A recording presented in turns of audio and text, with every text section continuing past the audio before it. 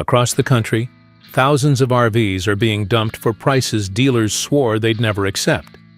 Not because they want to, but because they have to. The lots are full, the banks are circling, and the only way out is down.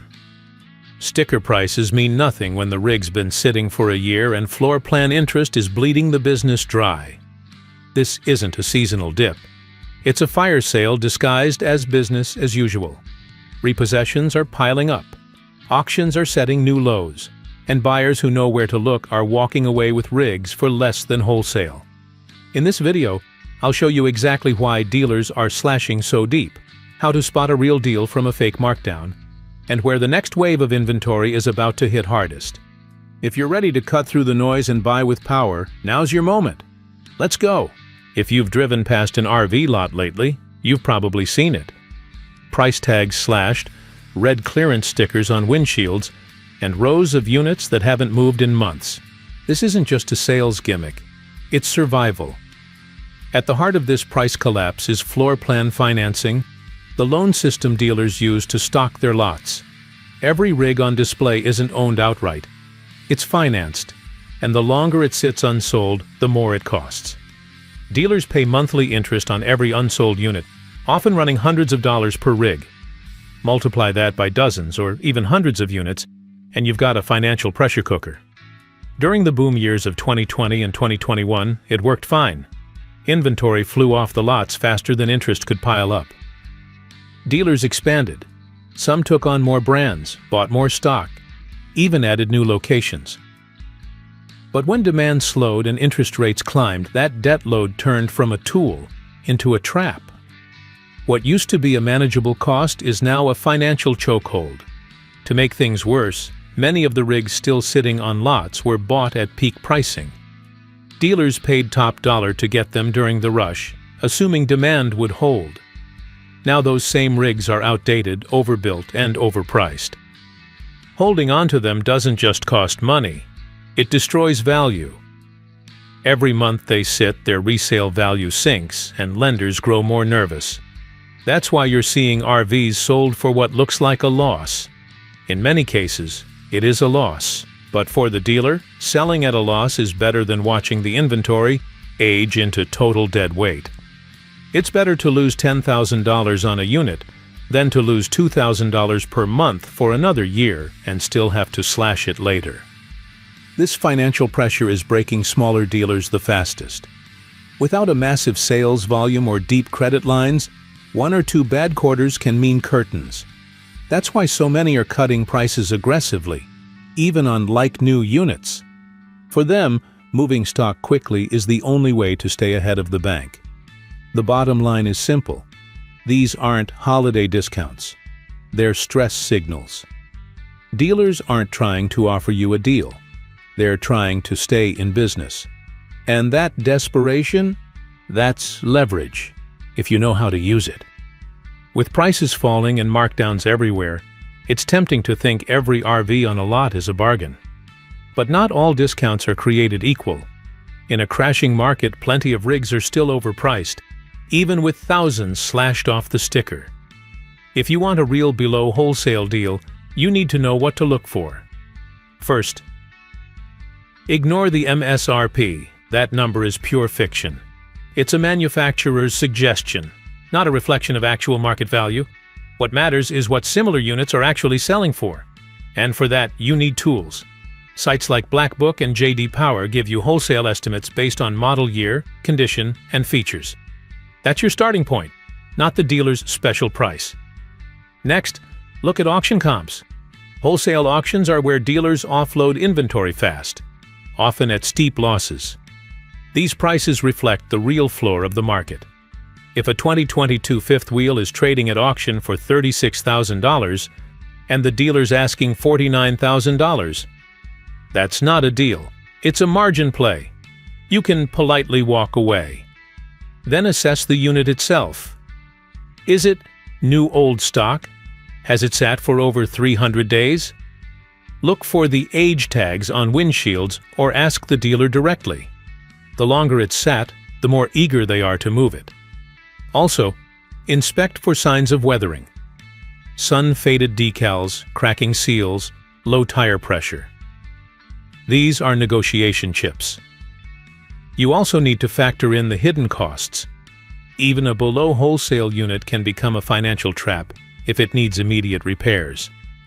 Ask for service records. Check tire age, battery life, roof condition, and all slide-outs. Don't get caught chasing a discount only to pay $5,000 in surprise fixes a month later. Most importantly, come prepared with numbers. Know the true market value. Walk in with your offer written down. Dealers expect lowballers, but they respect buyers who've done the math. Start low, hold firm, and don't flinch. If you've done your homework, you've got the leverage.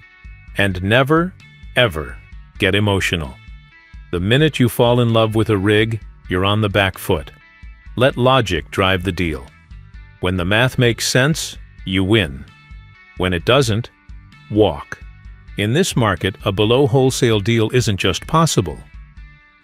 It's everywhere, but only for the buyer who comes prepared, stays patient, and plays hardball with facts, not feelings. Walk through a regional RV auction in 2025, and you'll see the market stripped bare of sales talk and showroom polish. These aren't highlight reels, they're reality checks. Rows of late-model fifth wheels, trailers, and motorhomes line the lanes, tagged for clearance with reserve prices that are falling fast. This is where the industry comes clean, whether it wants to or not. At auction, emotion disappears. There's no pitch, no tour, no pressure. Just numbers. A rig either sells or it doesn't. If it doesn't, the reserve was too high, or no one believes it's worth the ask. And when it does sell, it's often well below what that same unit is listed for at retail. That's why dealers, lenders, and insiders watch auctions more closely than any press release. They tell the truth faster than the market admits it. In normal times, auctions are where older trade-ins or weather-damaged units end up. But today, they're packed with like-new rigs. Barely used, some with under 5,000 miles, others still under factory warranty. Why? Because dealers need cash, and auctions move inventory quickly. Many are selling at a loss just to stay current on interest payments. Even more telling is who's showing up. Fewer buyers, more sellers. Dealers that once went to auctions to stock up are now going to offload. They're thinning out inventory to meet lender demands or just reduce their risk. When clearance rates drop and reserves fall week after week, it's a flashing red light. The market is still correcting. If you want to know where prices are headed, look at what sells here. These sales aren't hype-driven. They're cash-in-hand, take-it-or-leave-it transactions, and they set the tone for what buyers expect everywhere else. When auction bids start beating dealer prices, that's when recovery begins. Until then, every gavel strike is a reminder that in 2025, retail is chasing wholesale, and wholesale is chasing survival. There's another force swelling RV inventory in 2025, and it's not just unsold dealer stock, it's repossessions.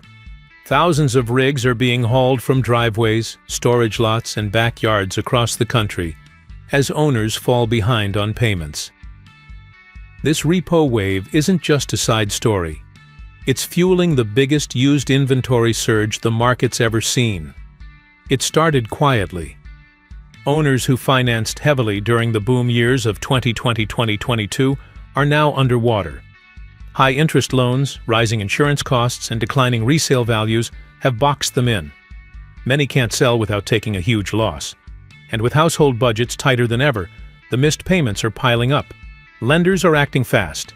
They're tightening standards, pulling back approvals, and accelerating repossessions. Once a loan goes delinquent, banks don't wait long to recover the asset. These rigs go straight to auction, often with minimal cleanup, and get dumped into a market already struggling to breathe. That sudden influx is dragging prices down even further. Auction yards are filling with like-new rigs, some still smelling new inside, while supply outpaces demand. The longer these repos sit, the more desperate the sales become. And every unit sold cheap resets expectations across the market, cutting into the value of every similar rig still sitting on a lot or listed online. For buyers, repos seem like gold. Low miles, big discounts. But they come with caution. These rigs may have been neglected. Some are missing paperwork, and others carry hidden damage from poor storage or rushed repairs. You're buying what someone else couldn't afford to keep, and you need to know why. Still, there's no denying the impact. Repossessions are flooding the market with used inventory at the worst possible time for dealers and private sellers. It's accelerating the crash and extending the correction. Until the repo wave slows down, recovery stays out of reach, and buyers hold the upper hand. Buying an RV in the middle of a market crash is not for the faint of heart, but it can be the smartest move you ever make if you do it right. When prices are falling, emotions run high. Some sellers panic, some buyers rush in too fast. But the ones who win, they stay calm, do the math, and play the long game. First, throw out the old playbook. This isn't 2021. You're not competing with 20 other buyers or racing against rising prices. You have time, and more importantly, you have leverage. Start by researching what the rig is actually worth today, not what the sticker says.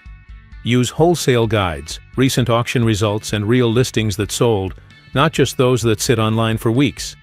The goal is to know the floor before you ever talk to a dealer. Next, find the pressure points. If a unit has been on the lot more than 90 days, the dealer's paying interest every month to keep it there. That's your leverage. If it's a 2023 model and 2026S are hitting the order books, that's more leverage. You're not just buying a vehicle. You're offering relief from debt, interest, and storage costs. Position yourself that way, and don't flash your full hand. If you're paying cash, don't lead with it. Dealers often make more on financing than the sale itself. Let them think you're financing, negotiate the absolute bottom price, and then, only at the end, offer to close in full. That cash becomes your closer, not your opener. Always assume the unit needs work. Check the roof, seals, tires, batteries, water systems, and electronics. Walk every inch. Touch everything. If the dealer doesn't let you do a full systems test, walk away. Don't buy problems just because they look clean. Every $10,000 mistake starts with a rushed walkthrough. Use a written worksheet to build your offer. Start with the most recent wholesale comp. Subtract for age, condition, and any needed repairs. Then factor in your ceiling. The max you're willing to spend, no matter how good the deal feels. Stick to it. The person who's willing to walk always has the power. Timing is also critical. Two buying windows stand out. Late winter, when dealers are desperate to shed inventory before spring hits, and early fall, when new model years start arriving. Between those windows, inventory moves slower, and you lose bargaining power. Strike when desperation is highest. Finally, keep emotions out of it. That floor plan, that color scheme, that one extra slide. It's not worth thousands. Don't get attached until the paperwork's signed. And even then, stay sharp. The second you let your guard down, the dealer gets the edge. In a falling market, your best weapon isn't a lowball offer. It's preparation. Know your numbers. Know their pain points. And above all, stay patient. In this market, the buyer who waits wins. The RV market is in free fall, and that's exactly when smart buyers make their move. But it's not about jumping on the first shiny rig with a clearance tag. It's about knowing the numbers, reading the pressure points, and walking in with more discipline than emotion. If you've watched this far, you're already ahead of the game. Most buyers are still guessing. You're working with facts, leverage, and timing. That's how you turn a market crash into your biggest opportunity. So before you buy, rewatch the key parts, build your offer with real comps, and never settle for sales talk over truth. And if this video helped you get sharper, hit that subscribe button now. The next one shows you exactly which rigs to avoid, even when the price looks perfect. Stay sharp, stay skeptical, and remember, in a crashing market, information is power.